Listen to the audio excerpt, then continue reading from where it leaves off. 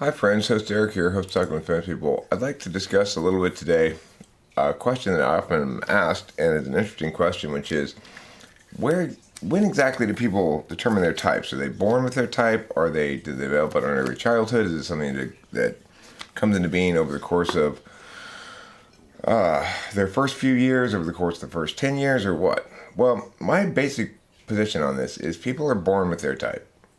Now, I can't prove this because obviously I don't know how I would even go about proving that, but I have good reason to believe it. That at least it's very, very early on that people are have their type determined. And I'd like to begin today with this little window that you see there, 9-year-old, 6-year-old. I was talking to a woman the other day, let's call her Beryl, to protect her identity. And she was discussing with me her attempts to do some testing on her kids. And she has a 9-year-old and a 6-year-old boy. And the 9-year-old, she explained that she asked him a question like, if all birds can fly and you're a bird, can you fly? The 9-year-old said, no, I'm not a bird. Challenged the premise. Okay? She asked him something like, if some squirrels climb trees and you're a squirrel, do you climb trees? He says, no, I'm not a squirrel. Challenges the premise. This is a non-TI frame of reference. You'll notice that it's still in some sense objective, right? Like, he's comparing the words against reality. And he's ignoring the if part. The 6-year-old was a TI type. When asked, if only Egyptians build pyramids and you build a pyramid, are you Egyptian? The 6-year-old told her, well, yes, I must be. I mean, I must have some Egyptian in me if I build a pyramid, because only Egyptians build pyramids. That's a TI answer, you know.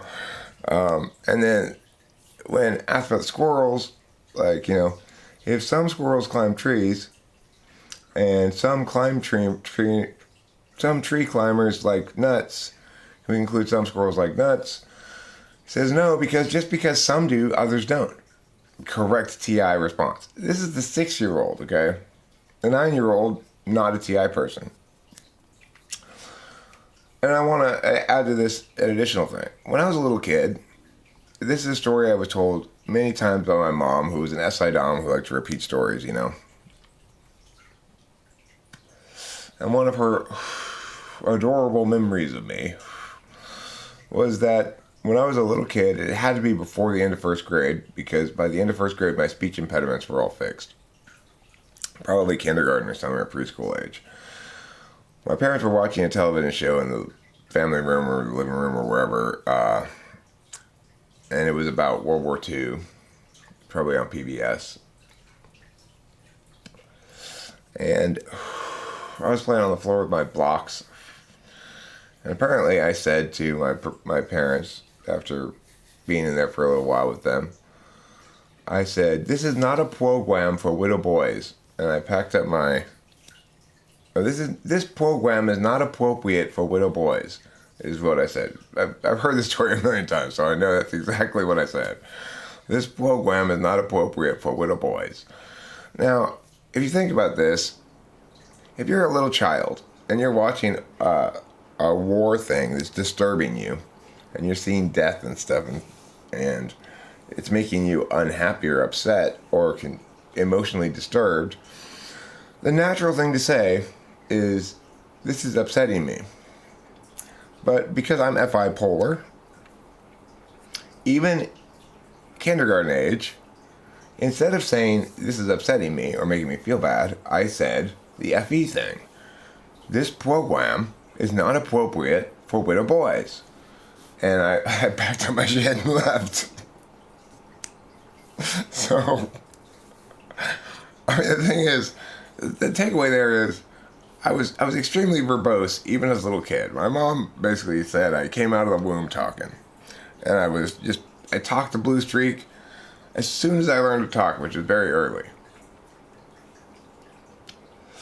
So, you know, there's a lot of indication to suggest that kids have their personality types already determined very young.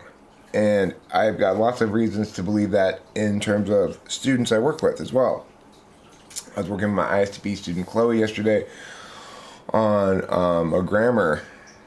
She's prepping for a grammar test. She understands all the concepts, but this teacher wants them to each write a sentence using each one of the concepts.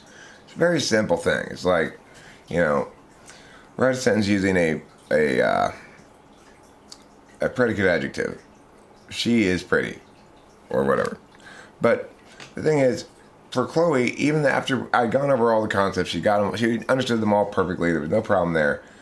But when it came time for her to go, okay, I better write a sentence with each of these, it was such heavy lifting for her. Because she'd look at the example sentence and she'd try to write her own sentence that wasn't just copying the example sentence, and it was so difficult for her to come up with changing more than one word. And by the time she was done coming up with these 13 sentences, and she wasn't writing them down, she was saying them out loud to me, she was, that's any polar in a nutshell. And I worked with this girl since she was in, I think first time I worked with her, she was still in 4th grade. She's been the same all the time I've known her. Despite working with me many times, and her mom talking me into trying to get her to train her extroverted intuition, basically, it's impossible. It's her blind spot. She doesn't have any.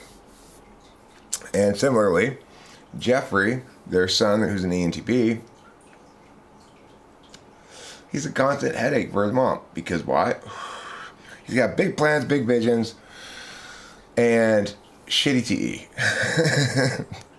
And gets started up in these big ass projects that, and then there are inevitably problems that he didn't anticipate, and then she's got to use her ESTJ to try to prevent those problems from being disastrous. So anyway, I worked in education for a long time, and I can tell you in no uncertain terms, people are much more nature than nurture. You cannot educate out a type away from somebody. You cannot educate out TI polar. You cannot educate out NE polar. And the core problem with the education system right now is we don't treat individuals like individuals. We treat them as blank slates, and the people who understand the best and are most intelligent and or articulate are those who must have been best educated. It's complete nonsense. Complete nonsense. I had a co-host for a little while named Zachary, who grew up in Kentucky. His whole family is what you would call down-home Kentucky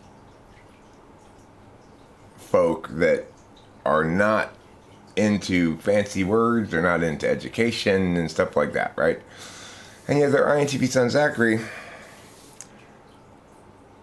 was an INTP.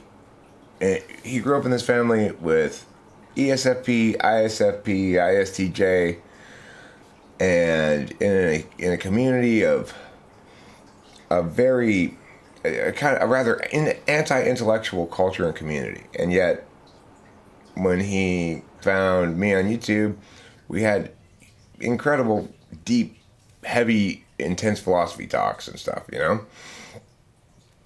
Robust, I should say. Like, he didn't need to be educated in any of these things. He was an INTP. He naturally researched it all on his own on the internet and had all kinds of thoughts and ideas. And that's the thing about school, right? It's like, leave intuitives alone. They'll learn everything they need to learn from the internet. Sensors are being educated, by and large, in things that they don't need to be educated in. And I don't mean to toss all sensors into a box and intuitives in a box. What I should really say is, introverted thinkers, extrovert feelers, those group of people need a different kind of education than introverted feelers, extrovert thinkers. And there's both plenty of like highfalutin things for each kind of intelligence to deal with. But unfortunately, they're very different kind of highfalutin things, and so if we don't differentiate between them in education, we're doing everybody a great disservice, and we're committing a great deal of ontological assault on a huge population of people, namely every child in America.